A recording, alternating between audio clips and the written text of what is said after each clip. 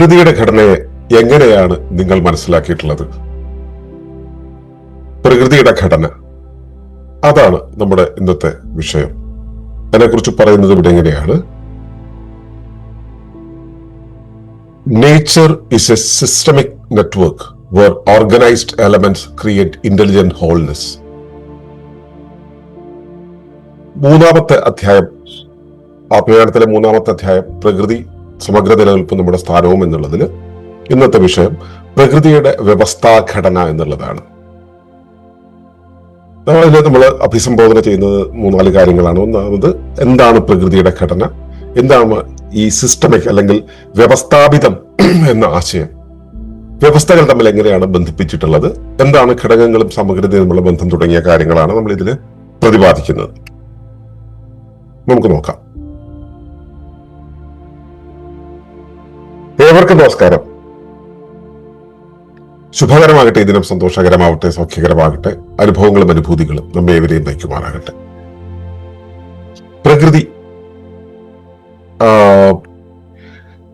പ്രകൃതിയാണ് പഞ്ചമാനങ്ങളിലൂടെ വെളിപ്പെടുന്നത് എന്ന് നമുക്ക് മനസ്സിലായി. ഈ വെളിപ്പെടുത്തുന്ന ആ പ്രകൃതിക്ക് പഞ്ചരൂപങ്ങളിലൂടെ ശരീരമായി, മനസ്സായി, ജീവനായി, ജ്ഞാനമായി, ചൈതന്യമായി വെളിപ്പെടുന്ന ഈ പ്രകൃതിക്ക് ഒരു നിയതമായ ഘടനയുണ്ടല്ലേ. നിങ്ങളെ എടുത്തു കഴിഞ്ഞാൽ നിങ്ങളുടെ തല മുകളിലാണ് ഇരിക്കുന്നത്, കാല് താഴെയാണ് ഇരിക്കുന്നത്. തല താഴെയും കാല് മുകളിലുമല്ല. അതിന് കൃത്യമായിട്ട് നിങ്ങളുടെ ശരീരത്തിന്റെ പ്രവർത്തനം കൃത്യമായി നടക്കാൻ പാകത്തിലുള്ള ഒരു ഘടന അതിനുണ്ട്. ഈ ഘടന ഇങ്ങനെ സമഗ്രമായി ഒരു രൂപത്തിലാക്കി തീർക്കാൻ കാരണം അതിന്റെ ഉപയോഗക്ഷമതയാണ്, പ്രയോഗക്ഷമതയാണ്. അത് എന്തിനു വേണ്ടിയാണോ, എവിടേക്ക് വേണ്ടിയാണോ അത് രൂപപ്പെടുത്തിയിട്ടുള്ളത്, അതിന് പാകത്തിലാണ്. അപ്പോൾ ഒരു ഇന്റലിജന്റ് ഡിസൈൻ അതിനകത്തുണ്ട്. നിങ്ങളുടെ ശരീരത്ത് ഇപ്പോ ഒരു അസുഖം വന്നു കഴിഞ്ഞാൽ ഉടനെ ആശുപത്രിയിൽ പോയാൽ അവിടെയുള്ളവർക്ക് ഇതൊക്കെ അറിയൂ. ഈ ശരീരത്തിന് ഇതൊന്നും അറിയില്ല എന്ന് വിചാരിക്കുന്ന ആധുനിക വിദ്യാഭ്യാസ ലോകത്ത്, അല്ലെങ്കിൽ ആധുനിക വിദ്യ നേടിയ ലോകത്ത്, എല്ലാം എക്സ്പേർട്സ് ആണ് ചെയ്യേണ്ടത് എന്ന് കരുതുന്ന ഒരു ലോകത്ത്, മനുഷ്യധിഷ്ണയ്ക്കാണ് ഈ എക്സ്പെർട്ടൈസ് ചെയ്യാനുള്ള ശേഷിയുള്ളത് എന്ന് കരുതുന്ന ഒരു ലോകത്ത്, ശരീരത്തിന്റെ ജീവന്, പ്രകൃതിയുടെ സംവിധാനത്തിന് ഇതിനെയെല്ലാം ഭംഗിയാക്കി കൊണ്ടുവരാൻ കഴിയുമെന്ന് തിരിച്ചറിവില്ലാതെ പോയതൊരു പ്രശ്നമാണ്. അവിടെയാണ് നമ്മൾ ഇത് റീകണക്ട് ചെയ്യാൻ ശ്രമിക്കുന്നത്. എങ്ങനെയാണ് ഈ പ്രകൃതിയുടെ ആ ഇന്റലിജൻസ് വർക്ക് ചെയ്യുന്നത് എന്നുള്ളത് മനസ്സിലാക്കാൻ. അത് ഇന്റലിജന്റ് ആയിട്ടുള്ള ഒരു വ്യവസ്ഥാ രൂപം നമുക്കുണ്ട്. ആ രൂപമാണ് പ്രവർത്തിക്കുന്നത് എന്നതിലേക്കാണ് നമ്മൾ വിരൽ ചൂണ്ടുന്നത്. അപ്പോ അവിടെ നമ്മൾ ആദ്യമായി മനസ്സിലാക്കേണ്ട ഒരു കാര്യം വെച്ചാൽ, പ്രകൃതിക്ക് വ്യവസ്ഥാപിതമായ ഒരു ഘടനയുണ്ട്. വ്യവസ്ഥാപിതം. ഇപ്പോ നമ്മൾ സാധാരണ വ്യവസ്ഥ ശരിയല്ല എന്ന് പറയുമ്പോൾ സമൂഹം ശരിയല്ല, അല്ലെങ്കിൽ സമൂഹത്തിലെ നീക്കുപോക്കുകൾ, സമൂഹത്തിന്റെ പാറ്റേൺ ശരിയല്ല എന്നൊക്കെ ഉദ്ദേശിച്ചാണ് പറയുന്നത്. സത്യത്തിൽ വ്യവസ്ഥ എന്ന് പറയുന്ന ആ ഒരു പദമുണ്ടല്ലോ, അത് എന്താണ് ഉദ്ദേശിക്കുന്നത്? കാര്യങ്ങൾ, അതായത് വസ്തുക്കളായിക്കോട്ടെ, പ്രവർത്തനങ്ങളായിക്കോട്ടെ, ഇവയെല്ലാം വ്യവഹാരങ്ങളിൽ പെടുന്ന എല്ലാ കാര്യങ്ങളും സ്ഥാപിതമായ രീതിയിൽ മുൻപോട്ട് പോകുന്നതാണ്. സ്ഥാപിതമായെന്ന് വെച്ചാൽ നിയതമായ, പ്രവചിച്ചിട്ടുള്ള ഒരു രീതിയിൽ മുൻപോട്ട് പോകുന്നതിനെയാണ്, അങ്ങനെ നിലനിൽക്കുന്നതിനെയാണ് വ്യവസ്ഥാപിതം എന്ന് പറയുക, വ്യവസ്ഥ എന്ന് പറയുക. വ്യവഹൃതമായ എല്ലാ കാര്യങ്ങളും സ്ഥാപിതമായ രീതിയിൽ പോകുന്നു. വ്യവഹാരം എന്ന് പറയുമ്പോൾ അതിങ്ങനെ ചലിച്ചുകൊണ്ടിരിക്കുകയാണ്, തിരിച്ചും മറിച്ചുമൊക്കെ ചലിച്ചുകൊണ്ടിരിക്കുകയാണ്. അതിന് ഈ ഒരു നിയത രൂപം ഇല്ലാത്തതാണ് ഈ വ്യവഹാരം എന്ന് പറയുന്നത്. ഇങ്ങനെ അങ്ങോട്ടും ഇങ്ങോട്ടും പോയിക്കൊണ്ടിരിക്കും. എന്നാൽ അതിനൊരു സ്ഥാപിത രൂപം ഉണ്ടെങ്കിലോ, മറ്റൊരു പദം പറയാറുണ്ട്, ക്രമമില്ലായ്കയിലെ ക്രമം എന്ന് പറയുന്ന ഒരു പദമുണ്ട്, കയോസ് എന്ന് പറയുന്നത്. അതുപോലെ വ്യവഹാരങ്ങൾ നടന്നുകൊണ്ടിരിക്കുന്നതിന് സ്ഥാപിത രൂപം നൽകുമ്പോഴാണ് അത് വ്യവസ്ഥയാവുന്നത്. നിയതമായ പ്രവർത്തനങ്ങൾ. ഇപ്പൊ ഒരു ചക്രം തിരിയുന്നു. ചക്രത്തിന്റെ ഒരു പോയിന്റ് അത് മുൻപോട്ട് പോകുമ്പോൾ അതിന് ഒരു സ്വാധീനം ഉണ്ടായിട്ട് അതൊന്ന് വളഞ്ഞു പോകുന്നു. ഈ വളഞ്ഞു പോയി അത് അവസാനം പഴയ സ്ഥലത്ത് തന്നെ എത്തുമ്പോൾ അതൊരു വൃത്തമാകും. വൃത്തമാകുമ്പോഴാണോ ഇത് വൃത്തമായി എന്ന് നമുക്ക് മനസ്സിലാവുക. നമ്മൾ മാത്തമാറ്റിക്സും ജിയോമെട്രി ഒക്കെ പഠിച്ചിട്ടുള്ളത് കൊണ്ട് നമുക്ക് കുറച്ചുകൂടെ വൃത്തത്തെ കണ്ടു കഴിഞ്ഞാൽ തിരിച്ചറിയാൻ പറ്റും. ആ വൃത്തമായിട്ട് തിരിയുന്നു എന്ന് അറിയുമ്പോൾ തന്നെ നമുക്ക് മനസ്സിലാവും അവിടെ ഒരു ആംഗിൾ ഉണ്ട്, ആർക്ക് ഉണ്ട് എന്നൊക്കെ നമുക്ക് മനസ്സിലാവും. പക്ഷെ പുതിയൊരാൾക്ക് അത് ആദ്യമായിട്ട് കാണുന്ന സമയത്ത് തികച്ചും ഒരു ആകസ്മിക അവസ്ഥ തന്നെയായിരിക്കും. അപ്പോ അവിടെ ഈ ആ ബിന്ദുവിന്റെ ചലനം, ആ ചലനത്തിന് ഒരു സ്ഥാപിത രൂപം വന്നു. ആ സ്ഥാപിത രൂപം വരുമ്പോഴാണ് വ്യവഹൃതമായ ഈ കാര്യങ്ങൾ സ്ഥാപിതമായ രീതിയിൽ ചലിക്കുമ്പോഴാണ്, നിയതമായ രീതിയിൽ ചലിക്കുമ്പോഴാണ് നമ്മൾ അതിനെ വ്യവസ്ഥാപിതം എന്ന് പറയുന്നത്. അതിനെ അങ്ങനെ നടപ്പിലാക്കുന്നതിനെയാണ് നിയതമായത്, നിയതി എന്ന് പറയുന്നത്. അപ്പോ വ്യവസ്ഥ എന്ന് പറയുമ്പോ ഇതാണ് പ്രവർത്തനം എന്ന് മനസ്സിലായല്ലോ. ആ പ്രവർത്തനം അങ്ങനെയാകുമ്പോൾ അതിനെ ഒരു വസ്തുവായി നമ്മൾ എങ്ങനെയാണ് മനസ്സിലാക്കുക? ഇപ്പൊ നിങ്ങളുടെ ശരീരം എടുത്താൽ അതൊരു വ്യവസ്ഥയാണ് എന്ന് നമുക്ക് പറയാൻ കഴിയും. നമ്മൾ മനസ്സിലാക്കിയ ഇതിനു മുമ്പ് മനസ്സിലാക്കിയ ഒരു അവസ്ഥയിൽ വ്യവസ്ഥ ശരിയല്ല എന്ന് നമ്മൾ പറഞ്ഞാൽ സമൂഹം ശരിയല്ല, സമൂഹത്തിലെ നീക്കുപോക്കുകൾ ശരിയല്ല, അവിടുത്തെ പാറ്റേണുകൾ ശരിയല്ല എന്നതാണ് നമ്മൾ മനസ്സിലാക്കുന്നത്. സമൂഹത്തിന്റെ പ്രവർത്തനത്തെയാണ് നമ്മൾ അവിടെ പറയുന്നത്. സമൂഹത്തെ പോലും ചില സമയത്ത് നമ്മൾ വ്യവസ്ഥ എന്ന് പേരിട്ട് വിളിക്കാറുണ്ട്. പക്ഷെ നമ്മുടെ ശരീരത്തെ വ്യവസ്ഥയാക്കി മനസ്സിലാക്കാൻ നമുക്ക് താല്പര്യമില്ല. പക്ഷെ ഈ പദം ഏറ്റവും കൂടുതൽ ഉപയോഗിച്ചു തുടങ്ങിയത്, പൊതുജനങ്ങൾക്കിടയിൽ ഏറ്റവും കൂടുതൽ വ്യവഹരിച്ചത് കമ്പ്യൂട്ടറുകൾ വരാൻ തുടങ്ങി. കമ്പ്യൂട്ടറെ നമ്മൾ സിസ്റ്റം എന്ന് വിളിക്കും, കമ്പ്യൂട്ടർ സിസ്റ്റം എന്ന് വിളിക്കും. കമ്പ്യൂട്ടർ സിസ്റ്റം എന്ന് വെച്ച് കഴിഞ്ഞാൽ കമ്പ്യൂട്ടറുകൾ കുറെ കാലമായിട്ട് ഉപയോഗിക്കുന്നവർക്കറിയാം. കമ്പ്യൂട്ടറിന് മദർ ബോർഡ് ഉണ്ട്, മറ്റേ പ്രോസസർ ഉണ്ട്, പിന്നെ ഹാർഡ് ഡിസ്ക് ഉണ്ട്, മോണിറ്റർ ഉണ്ട്, കീബോർഡ് ഉണ്ട്. ഇങ്ങനെ കുറെ സാധനങ്ങൾ ചേർത്ത് വയ്ക്കുമ്പോൾ അത് പുറപ്പെടുവിക്കുന്ന ഒരു ഗുണമുണ്ട്, അല്ലെങ്കിൽ ഒരു പ്രവർത്തന പരമായ ഔട്ട്പുട്ട് ഉണ്ട്. ഇതിനെയാണ് നമ്മൾ അവിടെ സിസ്റ്റം എന്ന് വിളിക്കുന്നത്. പലർക്കും അതൊരു ഭൗതികമായ വസ്തുവിന്റെ നാമമാണ്.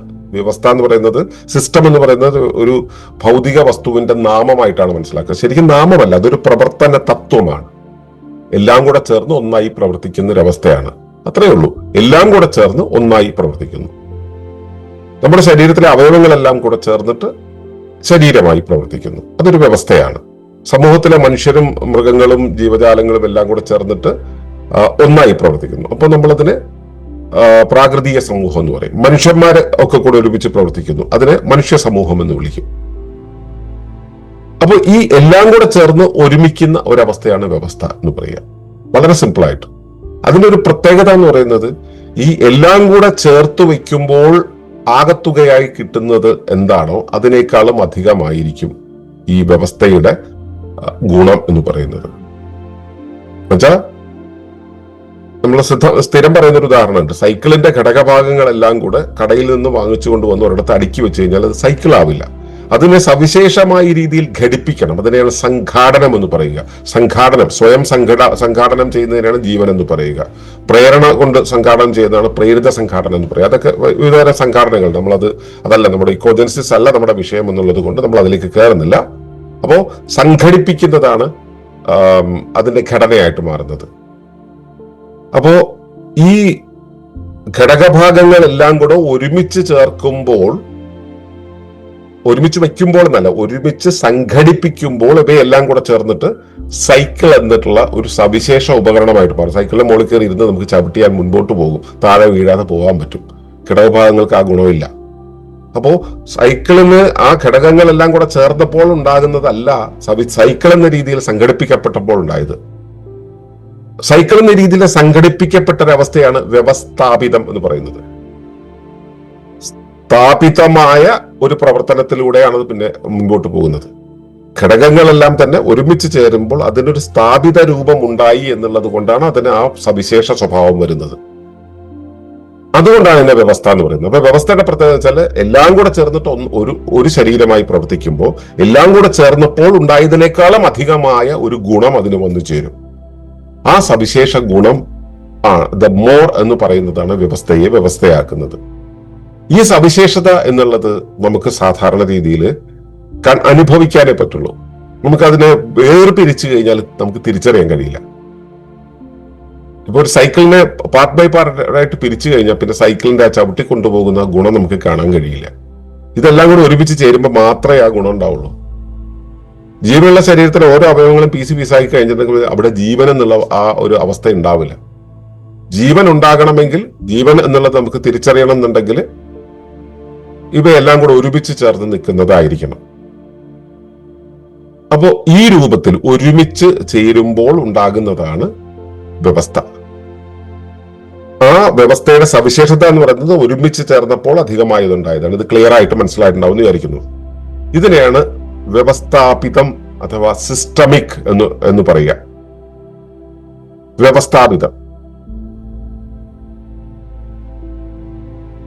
ഇപ്പോ വ്യവസ്ഥാപിതമായ ആ ഒരു പ്രവർത്തനം സിസ്റ്റമിക് തിങ്കിങ് എന്ന് പറയാം. വ്യവസ്ഥാ രൂപത്തിൽ കാര്യങ്ങളെ മനസ്സിലാക്കുന്നതിനാണ്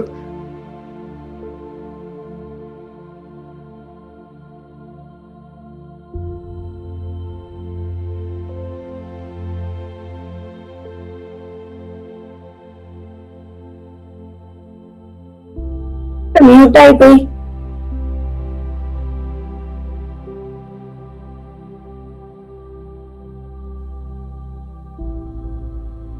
അപ്പോ വ്യവസ്ഥയുടെ ഘടകങ്ങളെല്ലാം കൂടെ ചേർന്ന് എങ്ങനെയാണ് പ്രവർത്തിക്കുക എന്നുള്ളതാണ് നമ്മളെ അടുത്ത ചോദ്യം. ഈ വ്യവസ്ഥ എന്ന് പറയുന്നത് ഇപ്പൊ ഞാൻ എന്നുള്ളൊരു വ്യവസ്ഥയാണല്ലോ. ഞാൻ ഉണ്ടായിട്ടുള്ളത് കുറെ ഘടകങ്ങൾ ചേർത്തിട്ടാണെന്ന് മനസ്സിലായി. എന്റെ കൈ ഒരു അവയവമാണ്, ഹൃദയം ഒരു അവയവമാണ്. ഈ അവയവങ്ങൾ ചേർന്നിട്ടാണ് ഞാൻ ഉണ്ടായത്. ഈ ഹൃദയം എന്ന് പറയുന്നതിന് കൃത്യമായിട്ടൊരു പർപ്പസ് ഉണ്ട്. ആ പർപ്പസ് പ്രകാരം വർക്ക് ചെയ്യാൻ പാകത്തിലാണ് അത് ഡിസൈൻ ചെയ്തിട്ടുള്ളത്. അതുകൊണ്ട് തന്നെ ഹൃദയം മുൻപോട്ട് വയ്ക്കുന്ന ആ പ്രവർത്തനമുണ്ടല്ലോ, ആ പ്രവർത്തന തത്വമുണ്ടല്ലോ, അതിനെയാണ് നമ്മൾ ഹൃദയ വ്യവസ്ഥ എന്ന് പറയുക. എന്ന് വെച്ചാൽ ശരീരമെന്ന വ്യവസ്ഥയുടെ ഘടകമായിരുന്ന ഹൃദയവും ഒരു വ്യവസ്ഥയാണ്. അപ്പോ ശരീരത്തിന്റെ ഉപവ്യവസ്ഥയാണത്. അപ്പൊ ശരീരത്തിനുള്ള എന്തൊക്കെ അവയവങ്ങളുണ്ടോ ഈ അവയവങ്ങളെല്ലാം ഓരോ വ്യവസ്ഥകളാണ്. അപ്പോ മനസ്സിലാക്കേണ്ടത് ഒരു വ്യവസ്ഥ ഉണ്ടാകുന്നത് അതിന്റെ ഘടകങ്ങൾ ചേർന്നിട്ടാണെന്ന് പറയുമ്പോൾ ഈ ഘടകങ്ങൾ ഓരോന്നും തന്നെ വ്യവസ്ഥകളാണ്, ഉപവ്യവസ്ഥകളാണ്. ഇനി ഈ ശരീരം എന്ന് പറയുന്നത് മനുഷ്യ സമൂഹത്തിന്റെ, ഭൗമ സമൂഹത്തിന്റെ ഭാഗമാണ് അല്ലെ. ഭൗമ സമൂഹത്തിന്റെ വ്യവസ്ഥയല്ലേ, വലിയൊരു വ്യവസ്ഥയാണ്, വലിയ വ്യവസ്ഥ, ഉപരി വ്യവസ്ഥ. ആ ഉപരിവ്യവസ്ഥയുടെ ഭാഗമാണ് ശരീരം, നമ്മുടെ ശരീരം. അപ്പോ ഓരോ വ്യവസ്ഥകളും ഒരു വലിയ വ്യവസ്ഥയുടെ ഭാഗവും ഒട്ടേറെ കുഞ്ഞു വ്യവസ്ഥകളുടെ കൂട്ടായ്മയുമായിരിക്കും. അതിന്റെ ഒപ്പം തന്നെ എന്നെപ്പോലുള്ള വേറെ വ്യവസ്ഥകൾക്കൊപ്പമാണ് ഞാൻ നിലനിൽക്കുക. അതിനാണ് സഹവ്യവസ്ഥ എന്ന് പറയുക. അപ്പോ ഉപരിവ്യവസ്ഥ, സഹവ്യവസ്ഥ, ഉപവ്യവസ്ഥ എന്ന് പറയുന്ന 3 തരം വ്യവസ്ഥകൾ നമുക്കിവിടെ കാണാൻ കഴിയും. എന്റെ ശരീരം, എന്റെ സമൂഹം എന്നുള്ള ശരീരം, എന്റെ അവയവങ്ങളുടെ ശരീരം, എന്നെപ്പോലുള്ള ജീവിക്കുന്ന മറ്റു മനുഷ്യരുടെ ശരീരം, ഇതെല്ലാം വ്യവസ്ഥകളാണ്. ശരീരം എന്ന് പറയുമ്പോൾ അതിന്റെ ഭൗതിക രൂപത്തെയാണ് പറയുന്നത്. പക്ഷെ നമ്മളിവിടെ ഉദ്ദേശിച്ചത് ശരീര വ്യവസ്ഥയാണ്. ശരീര വ്യവസ്ഥ പറയുമ്പോൾ അതിന് ജീവനുണ്ട്, അതിന് മനസ്സുണ്ട്, അതിന് ജ്ഞാനമുണ്ട്, അതിന് ചൈതന്യമുണ്ട്, അതിന് സ്ഥലകാല രൂപഭാവ ഭവങ്ങളുണ്ട്. ഇവയെല്ലാം കൂടെ ചേർന്നിട്ടാണ് പ്രവർത്തിക്കുന്നത്. ഇതിൽ എന്റെ ശരീരത്തിന് പ്രവർത്തിക്കണമെങ്കിൽ ശക്തി വേണം. അത് എവിടുന്നാ കിട്ടുക? അത് പുറത്തു നിന്നും ഞാൻ എന്റെ പുറം സമൂഹത്തിൽ നിന്നും, എന്റെ പുറം വ്യവസ്ഥയിൽ നിന്നും ഞാൻ സ്വീകരിക്കുന്നു, പരിസ്ഥിതിയിൽ നിന്നും ഞാൻ സ്വീകരിക്കുന്നു, ഓക്സിജൻ സ്വീകരിക്കുന്നു, കയണൈസ്ഡ് ഓക്സിജൻ സ്വീകരിക്കുന്നു. അവിടുന്ന് വിവരങ്ങൾ എനിക്ക് കിട്ടുന്നു, അടുത്ത നിമിഷം എന്ത് ചെയ്യണം എന്നുള്ള വിവരങ്ങൾ എനിക്ക് കിട്ടുന്നു. അവിടേക്ക് ഞാൻ എന്റെ പ്രവർത്തനങ്ങൾ ഡെലിവറി ചെയ്യുന്നു. ഇതുവഴിയാണ് ഞാനും എന്റെ ഉപരിവ്യവസ്ഥയും തമ്മിൽ ബന്ധിപ്പിക്കുന്നത്. ഇത് തന്നെയാണ് ഞാൻ ശ്വസിക്കുമ്പോൾ എന്റെ അകത്തേക്ക് വായു ചെല്ലുന്നു, എന്റെ അകത്തെ അവയവങ്ങൾക്ക് വേണ്ടുന്ന ഊർജം നൽകുന്നു, ഭക്ഷണം കഴിക്കുന്നു, പോഷണങ്ങൾ നൽകുന്നു. അതുപോലെ തന്നെ ഞാൻ ഇപ്പൊ നിൽക്കണോ, നടക്കണോ, ഓടണോ എന്നുള്ള കാര്യങ്ങൾ വെളിയിൽ നിന്നും പഞ്ചേന്ദ്രിയങ്ങൾ പറയുന്നത് വഴി വിവരങ്ങൾ മനസ്സിലാക്കി അത് അകത്തേക്ക് കൊടുത്തിട്ട് എന്റെ പേശികളെ ചലിപ്പിക്കുന്നു. അപ്പൊ ഇതുവഴി, ഊർജങ്ങൾ വഴി, വിവരങ്ങൾ വഴി, പ്രവർത്തനങ്ങൾ വഴി ഒക്കെയാണ് നമ്മൾ ഈ വ്യവസ്ഥകൾ തമ്മിലുള്ള ഒരു ബന്ധം നമ്മൾ നിലനിർത്തുന്നത്. ഇതിൽ ഏതെങ്കിലും ഒരു വ്യവസ്ഥയിൽ ഒരു മാറ്റം ഉണ്ടായി നിൽക്കുക. ഈ വ്യവസ്ഥകളിൽ ഇങ്ങനെ മൊത്തം കൊടുത്തും വാങ്ങിക്കൊണ്ടിരിക്കുന്ന ഒരു വ്യവസ്ഥയിൽ ഏതെങ്കിലും ഒരു വ്യവസ്ഥയുടെ പ്രവർത്തനത്തിൽ ഒരു മാറ്റം വന്നാൽ അത് മൊത്തം വ്യവസ്ഥയും, അതിന്റെ അടുത്ത് നിൽക്കുന്ന എല്ലാ വ്യവസ്ഥയും നേരിട്ട് ബാധിക്കും. ദൂരെ നിൽക്കുന്ന വ്യവസ്ഥകളെ കുറച്ച് വിദൂരതയിൽ നിന്ന് കുറച്ച് ചെറുതായിട്ട് ബാധിക്കും. അപ്പോൾ ഏതെങ്കിലും ഒരു സിസ്റ്റത്തിൽ മാറ്റം വന്നത് മറ്റുള്ളവയെ ബാധിക്കുമെന്നത് മനസ്സിലാക്കുക. ബാധിക്കാത്തതുപോലെ നമുക്ക് തോന്നും, അത് മായയാണ്, ബാധിക്കും. അതുകൊണ്ടാണ് ഇതൊന്നും വേർപെടുത്താൻ കഴിയാത്ത ഒരു ഘടനയാണ് എന്ന് നമ്മൾ പറയുന്നത്. എല്ലാം പരസ്പര ആശ്രിതമാണ് എന്ന് പറയുന്നത്. ഡീപ് ഇക്കോളജി അതിനെ അങ്ങനെയാണ് കാണുന്നത്. അപ്പോ ഈ ഘടകങ്ങളും സമഗ്രതയും തമ്മിലുള്ള ബന്ധം ആണ് നമ്മൾ നാലാമത് പറഞ്ഞ ഒരു കാര്യം. അപ്പൊ ഘടകങ്ങൾ എന്ന് പറയുന്നത് ഒരുമിച്ച് ചേരുമ്പോഴാണ് കൂട്ടമുണ്ടാകുന്നത്. അവ സവിശേഷമായ രീതിയിൽ ക്രമീകരിക്കപ്പെടുമ്പോഴാണ് അതൊരു വ്യവസ്ഥയാകുന്നത്. ആ സവിശേഷമായ രീതിയിൽ എല്ലാ അറ്റങ്ങളും കൂട്ടിമുട്ടിക്കുന്ന ഒരു അവസ്ഥയാണ് സമഗ്രത എന്ന് പറയുന്നത്. സമഗ്രത എന്ന് പറയുന്നത് ആദ്യമേ ഞാൻ പറഞ്ഞു, സമഗ്രമാകുമ്പോൾ അത് ഘടകങ്ങളെക്കാളും കൂടുതലായിരിക്കും, ഘടകങ്ങളുടെ ആകത്തുകയെക്കാളും കൂടുതലായിരിക്കും. The whole is greater than the sum of its parts എന്നാണ് പറയുക. മൊത്തം എന്ന് പറയുന്നത് ആകത്തുകയിലും അധികമായിരിക്കും. ഇതിലെ ഘടകങ്ങൾക്ക് ഒറ്റയ്ക്ക് ഒരു നിലനിൽപ്പില്ല, ഒറ്റയ്ക്ക് ഒരു മീനിങ് ഇല്ല, ഒറ്റയ്ക്ക് ഒരു പർപ്പസ് ഇല്ല. ബന്ധങ്ങളിലാണ് അത് കിടക്കുന്നത്.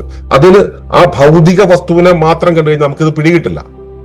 ഇതിന്റെ പ്രവർത്തന തത്വമുണ്ടല്ലോ, ഇതിൽ ഡൈനാമിസം ഉണ്ടല്ലോ, ആ ഡൈനാമിസം വഴിയാണ് ഇത് നിലനിൽക്കുന്നത്. ഡൈനാമിസത്തിന് വേണ്ടിയാണ് അത് നിലനിൽക്കുന്നത്, ഡൈനാമിസത്താലാണ് അത് നിലനിൽക്കുന്നത്.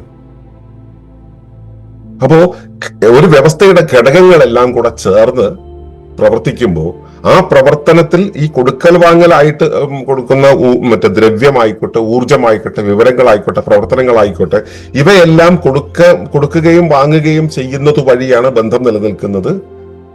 ആ ബന്ധം വഴിയാണ് വ്യവസ്ഥകളെല്ലാം തന്നെ നിലനിൽക്കുന്നത്. ഇതിൽ ഏതെങ്കിലും ഒന്നിനെ തട്ടുമ്പോൾ മറ്റൊന്നിനെ ബാധിക്കും. ഓരോന്നും പരസ്പരം ആശ്രയിച്ചുകൊണ്ടാണ്, പരസ്പരം ചേർന്നുകൊണ്ടാണ് പ്രവർത്തിക്കുന്നത്. ഈ ഒരു പ്രവർത്തന സംവിധാനത്തെ മനസ്സിലാക്കാതെ നമ്മൾ എന്ത് ശാസ്ത്രം പഠിച്ചിട്ടും, എന്ത് ആത്മീയത പഠിച്ചിട്ടും, എന്ത് ജ്ഞാനം പഠിപ്പിച്ചിട്ടും, എന്ത് സൈക്കോളജി പഠിച്ചിട്ടും കാര്യമില്ല. ഈ വ്യവസ്ഥാപിതമായി ഈ ഒരു സംവിധാനത്തെ അറിയാതെ മറ്റെന്ത് ബോധ്യപ്പെട്ടിട്ടും നമുക്ക് ജീവിതത്തെ മനസ്സിലാക്കാൻ കഴിയില്ല. ഇത് മനസ്സിലാക്കിയ ആളുകൾ വേണ്ടുന്നിടത്ത് പ്രയോഗിക്കുമ്പോഴാണ് അതെല്ലാം ഇന്റഗ്രേറ്റ് ചെയ്ത് പ്രവർത്തിക്കുന്നത്. ഇപ്പൊ ഒരു കമ്പ്യൂട്ടർ ഉണ്ടാകുന്നത് ഈ വ്യവസ്ഥാ നിയമത്തെ അറിയുന്നത് കൊണ്ടാണ്. ഓർത്തോപ്പതി പോലുള്ള ശരീരശാസ്ത്ര സംവിധാനങ്ങൾ, ഇപ്പോൾ അക്യുപങ്ചർ, ഇതുപോലുള്ള കാര്യങ്ങളെല്ലാം പ്രവർത്തിക്കുന്നത് വളരെ സിമ്പിൾ ആയിട്ടുള്ള ചില ടെക്നിക്സ് കൊണ്ട് ഒരു അസുഖത്തെ മുഴുവൻ മാറ്റിയെടുക്കുന്ന, ശരീരത്തെ പുനഃസ്ഥാപിക്കുന്ന ആ പ്രവർത്തനങ്ങൾ ചെയ്യുന്നത് എന്തുകൊണ്ടാണ്? വ്യവസ്ഥാ നിയമത്തെ അറിയുന്നത് കൊണ്ടാണ്. ഈ വ്യവസ്ഥാ നിയമത്തെ അറിയിക്കാതെ മാറ്റിവെച്ചിട്ട് കണ്ണിൽ പൊടിയിട്ടിട്ട് അകറ്റി നിർത്തുമ്പോൾ ഈ മോഡേൺ മെഡിസിൻ എന്ന് പറയുന്ന സാധനങ്ങളൊക്കെ അവിടെ വർക്ക് ചെയ്യും. കാരണം എന്താ? അവിടെ മെക്കാനിക്കലാണ്. എല്ലാത്തിനെയും വേർപിരിച്ച് മനസ്സിലാക്കിയിട്ടാണ്, മനസ്സിലാക്കുക മാത്രമല്ല അങ്ങനെ പഠിപ്പിച്ച് അങ്ങനെ കൈകാര്യം ചെയ്തിട്ടാണ് അതവിടെ ചെയ്യുന്നത്. അങ്ങനെ ചെയ്യുമ്പോൾ ഉണ്ടാവുന്ന ഗുണം എന്താ? അത് ഇൻഡസ്ട്രിക്ക്, ഉൽപാദനം ലക്ഷ്യമാക്കുന്ന ഇൻഡസ്ട്രിക്ക് അത് ഗുണകരമാണ്, അല്ലെങ്കിൽ അത് എളുപ്പത്തിൽ കൈകാര്യപരമാണ്. അതുപോലെ തന്നെ ഇഷ്ടംപോലെ ലാഭം ഉണ്ടാക്കാൻ പറ്റും.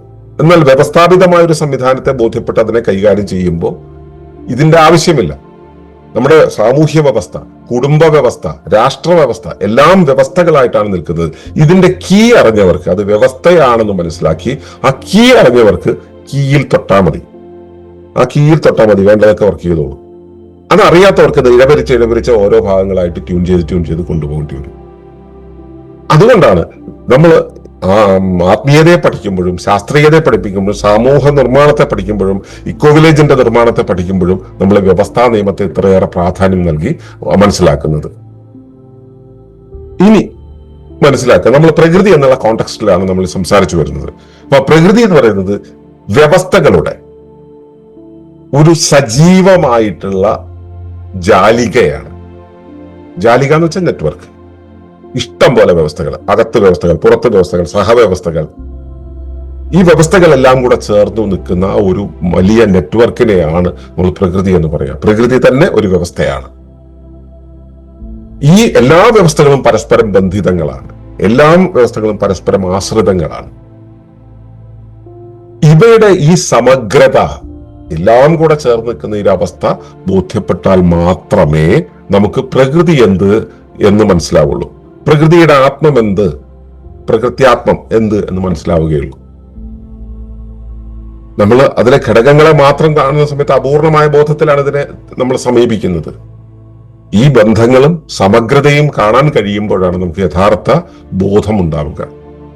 ആ യഥാർത്ഥ ബോധത്തിലാണ് നമ്മൾ പ്രകൃത്യാത്മം എന്ന് പറയുന്ന ഒരവസ്ഥ, പരമമായ ആത്മം എന്ന് പറയുന്ന ഒരവസ്ഥ, തുരീയ എന്ന് പറയുന്ന ഒരവസ്ഥ, തുര്യാതീതം എന്ന് പറയുന്ന ഒരവസ്ഥ, ഇതിനെ ബോധ്യമാകണമെങ്കിൽ ഈ സമഗ്ര ബോധ്യം നമുക്കുണ്ടാവണം. അതിലേക്കുള്ള യാത്രയാണ്, അതിന്റെ പ്രായോഗികമായ യാത്രയാണ് ആത്മയാനം നിങ്ങൾക്ക് മുന്നിൽ വെക്കുന്നത്. അപ്പോ വ്യവസ്ഥാ നിയമത്തിന്റെ ഭൗതികമായ, സാങ്കേതികമായ, ശാസ്ത്രീയമായ ആ ഒരു ഘടനാ വിവരണമുണ്ടല്ലോ, ഘടനാ ബോധ്യമുണ്ടല്ലോ, ആ ബോധ്യമില്ലാതെ നിങ്ങൾ ആത്മീയതയെ സമീപിക്കുന്ന സമയത്ത് ആ ആത്മീയത പൂർണ്ണമായിരിക്കില്ല.